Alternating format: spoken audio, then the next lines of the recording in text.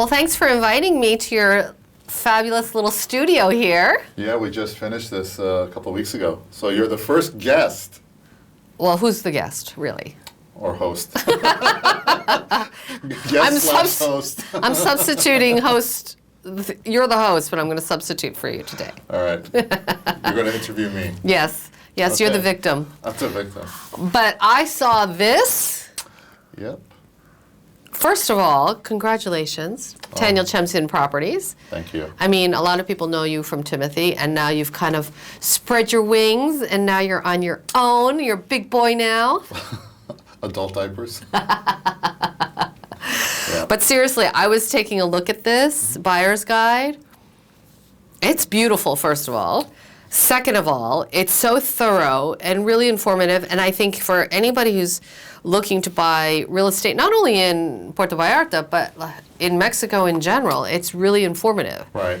So I was hoping today we would talk a little bit about, in 2024, what people should be thinking about when buying, what should they know prior to actually looking online, right? I think that there's some basic information that people really should know about. Right. Would you agree? Yeah, absolutely. So I feel like, I just wanted to talk and have a casual conversation about some of the things people should be thinking about when looking to purchase. Right. So first and foremost, what's the difference between buying, let's say, on the coast of Mexico versus inland? Yeah. There's a big difference when you're buying 50 kilometers from the coastline or 100 kilometers from the border. That's called the restricted zone.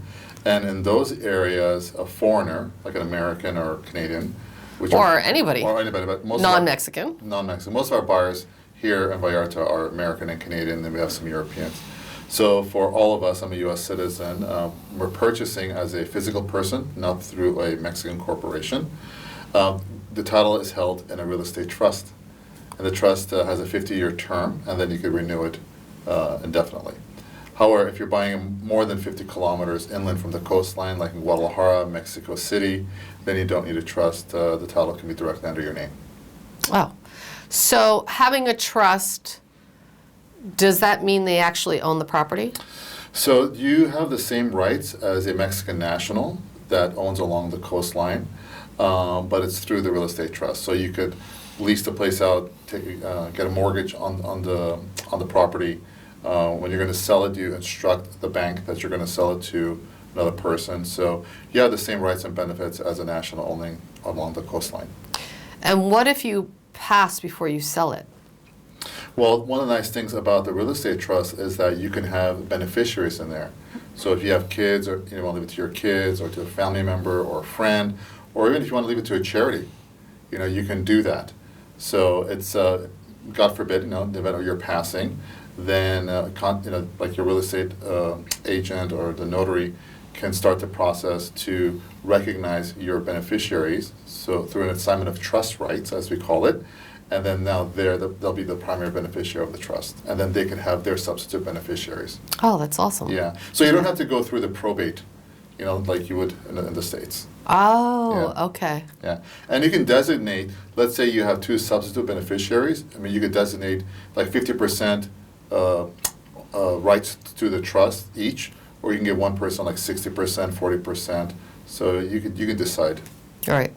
I think there's a reason why you wrote this buyer's guide. Well, after 17 years of being in the real estate business, there are a lot of questions like FAQs that come up frequently. So I thought, maybe let me sit down and just kind of map this out, like real estate 101, like the basics, like where you should start, and what the finish line should look like, and everything else in between. Because there are a lot of steps. Sometimes people think, oh, you're a real estate agent, you signed the contract and the transaction's over. No, there are a lot of moving parts along the way.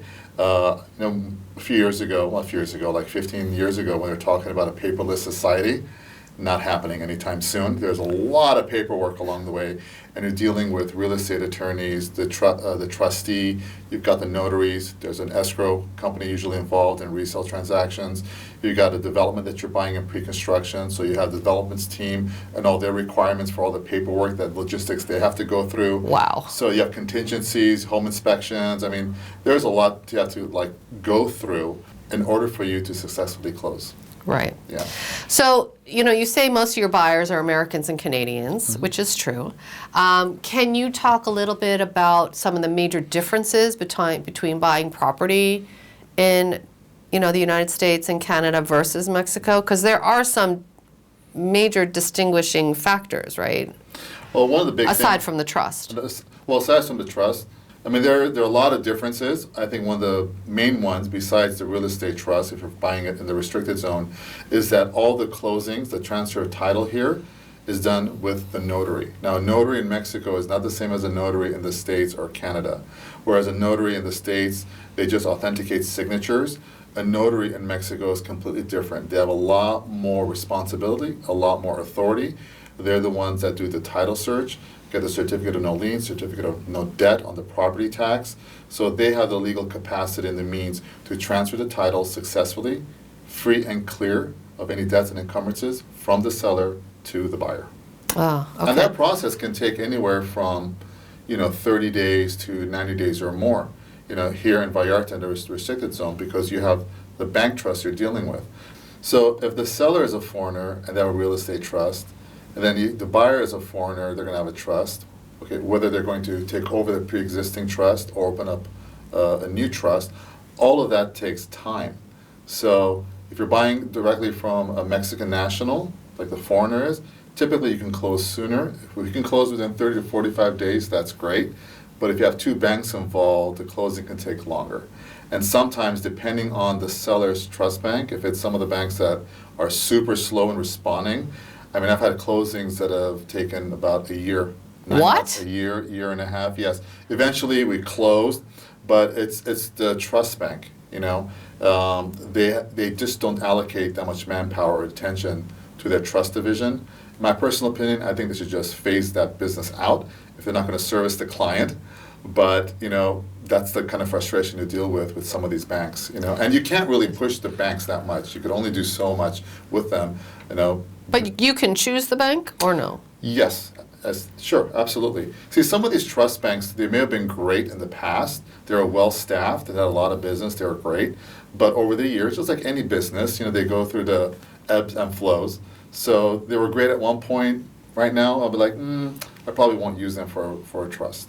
So is that the sort of thing where you could recommend Yes, a bank? absolutely. That is not going to take a year and a half to close? Yes, absolutely. So for the buyer, we look at the seller's trust to see if it's one of those banks that are easy to work with. If they're complicated, they're really slow, then we recommend opening up a new trust, especially if the seller's trust has a few years left. Remember, it's a 50-year term. If there's like maybe 7, 8 years left, there's no point in taking over that trust. It's best just to open up a new one with a bank that's well-staffed, and they have offices here in Vallarta, so you can easily go there and deal with whoever you need to deal with. Which clearly means that you have to have a solid team. Yes, who absolutely. understands foreign buyers, Yes. that understands timelines, that understands, and Who's understands who. you as a client, right? And Yeah. You definitely need to work with an agent that has a lot of experience. Granted, when I started, I didn't have any experience at all, and it took me a while to learn all the key players. But if you had somebody to go to who Yes. knows, that's really Yes. key too, right? Whether you're green or not. Yeah, absolutely. Having the right team behind you, that includes real estate attorneys, the notaries, and everyone else, right, is really, really key. I mean, when I was green, it was difficult. I had to ask, and it took me a while to kind of get it. I would say it took me a good 2.5 years for everything to sink in, how everything plays out, and it's repetition more than anything else, right? You have to do these transactions over and over again until they start to sink in. And you kind of anticipate where it's going to go, who to go to, who not to go to, which bank to use, which escrow company is better and which isn't all that great, So all of that, and I think just like in any career, it takes a little bit of time to figure out the key players and those that can get the work done for you faster than others and that are honest and ethical. I've hit a few roadblocks along the way. Haven't we all? Yeah, so it was a tough learning curve, but I think just in life that's how it is, right? Right. Regardless of if it's family, friends, or business. Well, then let me ask you, what are your first recommendations? So say, I'm interested in purchasing a property in Vallarta or anywhere Sure. in Mexico.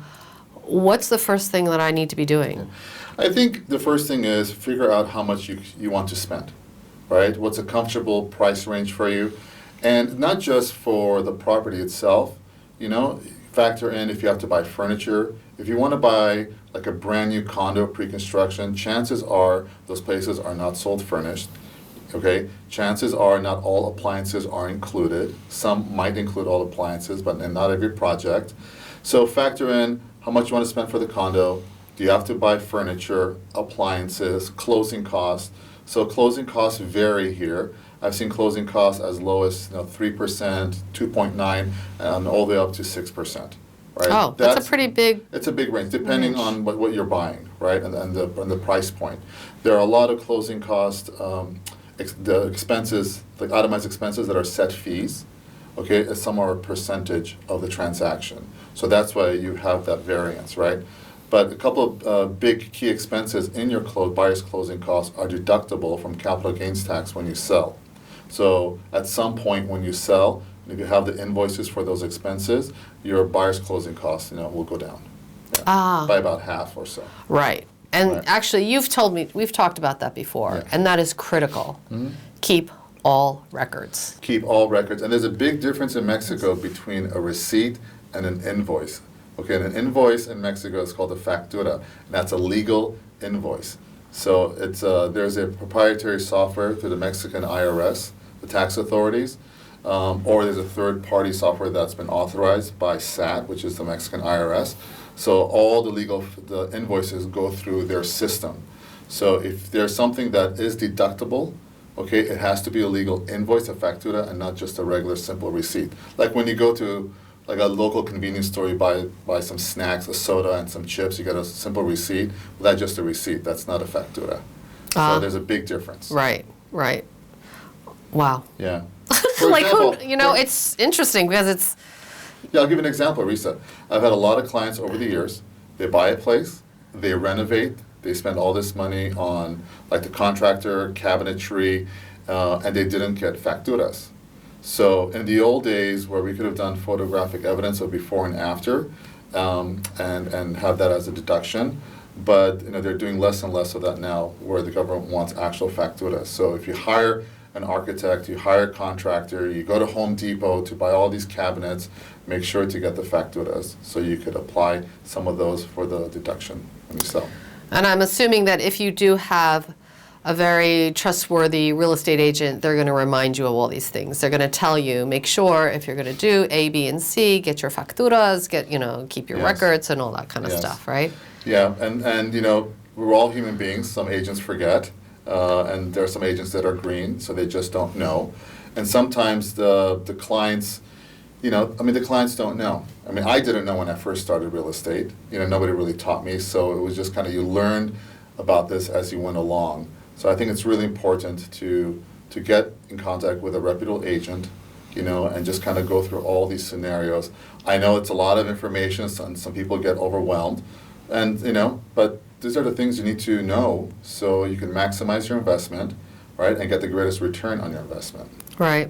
Well, I also know that a lot of people purchase to then use it as a vacation rental. Yes. Right? Yeah. Are there any things that you think people should be thinking about, how you think about it differently, using it as a personal property that you're going to live in forever, you're retired or whatnot, or using it more as an investment property where you're planning to rent it out? Are there certain kind of questions that they should be thinking about, depending on, how they're looking to purchase? Sure. So if you're thinking of buying a place here in Vallarta, and you're going to rent it out part of the year, and you want to furnish the place, consider buying furniture that is going to get a little wear Beat and up. tear. Yeah, little wear and tear. And also certain materials, don't get like leather sofa, leather chair. It doesn't work over here. Outdoor furniture. Remember the saltwater air, it does a lot more damage. And in Vallarta, we have the extremes of the weather. During the summer, it's really hot and humid. The second half of summer, it's like there are torrential downpours, right? And then during the dry season, we have a lot of sunny days. So it's the dry season. And certain types of furniture and material will kind of wear and tear faster than others. I've had people who have imported furniture from the States. They just didn't want to get rid of that favorite sofa of theirs. First of all, it costs a lot of money to ship furniture. So it might not be worth it to do that. Just kind of sell it or donate it, and then come down here and just buy the furniture here, right? That functions for the space. So if you're going to rent a place out, do you really want to spend, let's say, $10,000 on a sofa? Versus spending a couple of grand for something that's really nice and it's going to look great and function as a rental for the rental purposes. Right. Right. And I've had some owners, who are renting their places out, but they have this set of like linens and bed sheets just for them, and they've got a set for renters. So, oh, that's smart. So when they're here, they use their personal stuff and they put that away in the owner's lock-off closet, and then when they leave, they just put all the rental stuff out. Wow, that's great. I mean, because there's also we've been touring a lot of properties in the last few days. Yes. And there seems to be more and more of these lock-offs, right? That seem to be like you can live there permanently, but you also can have some rental income. Yeah, I think the lock-offs are a great option, for an investment unit. There are some people that have bought these larger units, like 2-bedroom and 3-bedroom units that are pretty spacious, but they realize that, they originally bought that because they're anticipating a lot of family and friends coming down. Well, that's not always the case, especially, if you've got adult children that have kids of their own. They're in school, they're working professionals, they're not coming down here as much. So that second and third bedroom is not getting any use. So all that money is just sitting there and not generating any income. With the lock-offs, what's great is there'll be a specified door, you just lock that off, and you have 2 self-contained apartments, like condos. One of our So it projects has a separate entrance, the other room. That right. has its own entrance, like our project Eva. Now we have a lock off there. So what happens is, like for example, the 2-bedroom units, you lock it off, and one of the bedrooms becomes a studio with its own kitchenette and its own entrance. It's wonderful. That's amazing. And they cannot access the main No, they can't apartment. access. There's a special lock off feature, unless they have the key to open it, which. That's not, what's the purpose? What's the point? Right. Usually the owner or the property manager will lock that off, right? So you could rent them out as 2 separate units, or if you're going to be down here and it's just you, you could stay in the studio and stay in the larger part and then rent out the other. Right. No, it's brilliant. It's so nice, Yeah. So then you don't have to stress about whether or not you can actually stay in your apartment or not, or your condo, Exactly. whatever. So I was looking through this, and I see that you have like a buying process, which like this little flow chart. Yes. I love this. I thought that flow chart would be really handy. It's like a 12-point flow chart, like from beginning to the end when you get the keys to your home. Yeah. So can you kind of go through some of the basics of like what's the bullet points, right, of what Sure. people should be thinking about and what people should know about the buying process? Because I think it's important to know what the process is before you even get involved, right? Sure, absolutely. Well, there definitely is a process. So I think the first thing someone should do is find a reputable agent. That's really key.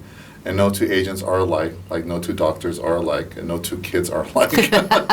That's true, even within the same family. So, interview a few agents and see what their style is like. If you connect with them, they kind of understand what you're looking for.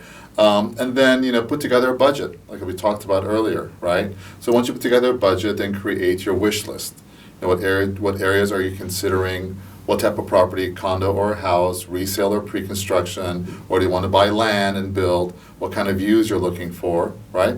And then once you put that together, then have your real estate agent set up an MLS portal. Now, not every city in Mexico has an MLS system, but in Puerto Vallarta we do. So you could have your agent set up a customized MLS portal for you, so that way you can log in and start looking at properties that fit the parameters of what you're looking for, like your wish list. And then schedule time to come down here. If you're not familiar with all the areas in Vallarta and in the Banderas Bay, maybe spend like the first day like an educational tour.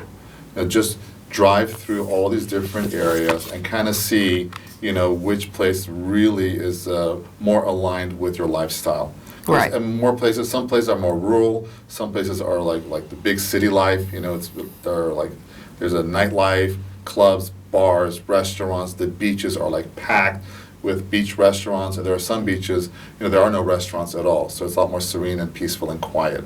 So your lifestyle in Mexico is really key. Not the way you're living now back in the States, but the lifestyle that you want to have when you make that big transition. That's really important. And if there are areas that are interesting that might work for you, maybe rent and stay there for a few nights, and then see what it's like in the daytime versus at night, right? And then you're looking at all these properties online, start to tour. And if you find a place that you like, you negotiate, with the offer, you go through the contingency period, you put money in escrow. Now, some places in Mexico, they don't know what escrow is. So if they don't, you have to figure out, what kind of mechanisms do they use to hold funds. And this is where your reputable agent and a reputable notary and your real estate attorney come into play. That's really key. So don't freak out if in some places they've never heard of escrow, they don't use it. So that's not like a deal breaker. There are other methods of purchasing that don't include an escrow company. And then you typically go through the quiet phase of the transaction. You've signed off on the contingencies, you've funded escrow. And then as you get closer to the closing, you'll do the final walkthrough. There's a bit more paperwork right before you close. And then the deed gets signed and you get the keys to your new home. Wow. Yeah. So how long does that process generally take? From the initial identifying a property to then closing. So once you identify the property, you put in an offer, it gets accepted until you close. If it's a resale property, give yourself around 45 to 60 days. Now, if the seller has a trust, which means they're typically a foreigner, right? Some Mexican nationals have a trust as well, but in our market, mostly they're foreigners. Closings can take 45 to 60 days. If the trust bank is one of those banks that's really slow, like I told you, it could take anywhere from 9 months to a year and a half.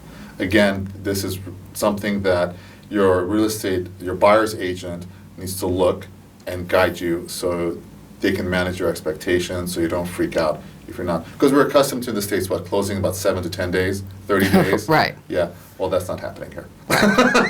No, but that's important to know, setting expectations, right? Yeah, you have to set those expectations, absolutely. And then for pre-construction. Yeah, for pre-construction, so depending on the project, we represent multiple projects right now through Banderas Bay, right? Some of them are delivering now, some of them are just in the infancy stage of excavation. So they're going to be done in about 16 to 18 months. Right? So if you buy in the early phase of pre-construction, your agent can find out from the developer when do they anticipate finishing and then delivering the units.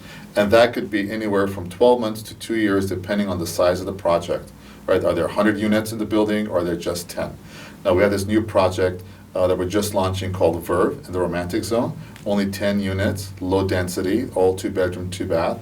And they're anticipating from start to finish at around 16 to 18 months. Right? And that's in the Romantic Zone. And that's in the Romantic Zone on Aquiles Sertan Street. So that's going to come online pretty soon. And we have another project, Eva, that's also in the Romantic Zone, 54 units. That's the construction has already started, and they're anticipating delivering in about a year. So we're looking at early 2025. Right. And then Versailles and Fluvial, So in Versailles now, it's become this culinary hub.